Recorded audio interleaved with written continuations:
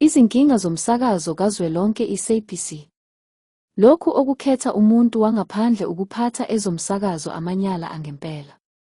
Balidayisa izwe sibona. Ukuvukela izwe lokhu treason. I-apartheid yayisebenzisa i-SABC ukukhohlisa, ukusifunza amanga, nokuthengisa izithombe zayo. Kwanamhlanje izizwe sisebenzisa ezomsakazo ukutolika eyabo indaba. EZimbabwe basebenzisa umsakazo wakhona ukukhuluma izindaba zezwe. Kodwa thina sithatha umuntu wangaphandle ukuzolawula izindaba zethu. Kanjani bafowethu? Lo mZimbabwe ufunani kulesikhundla? Manyalamani kodwa lawo. Lihambile izwe bafowethu. Akekho umuntu osuka ezweni lakubo ezosiphuca isinkwa.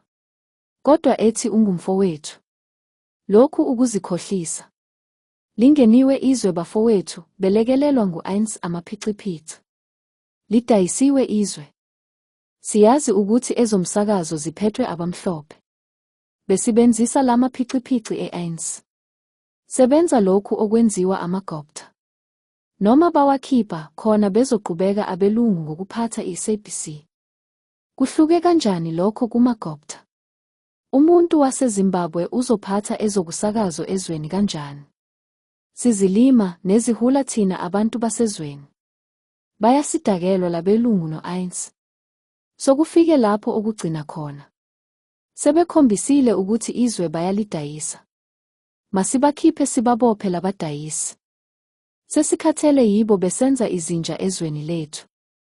Lo mZimbabwe akabuyele kubo. Ukuthi waphiwa uMandela, uMbeki, uZuma noma uLona wekhala. Ubuzwe. Akabuyele kubo. Lingeniwe izwe bafowethu. Imiyalezo ezweni lethu ifakwe ngokuqinile esandleni somuntu wangaphandle waseZimbabwe. Lokho ukuvukela umbuso. Kubo bonke abathintekayo. Izwi labamhlophe nelamaZimbabwe manje lizozwakala kakhulu. Lihambile izwe bafowethu. Sadayiswa sithule singenzi lutho. Kwafa amaqhawe kwasala iziyoyoyo. Isikhathi sokukhuluma siphelile. Bomdabu sisenkingeni enkulu. Izwe livukelwe, umbuso ufile. Asidayisile amaphiciphici ka-Eins.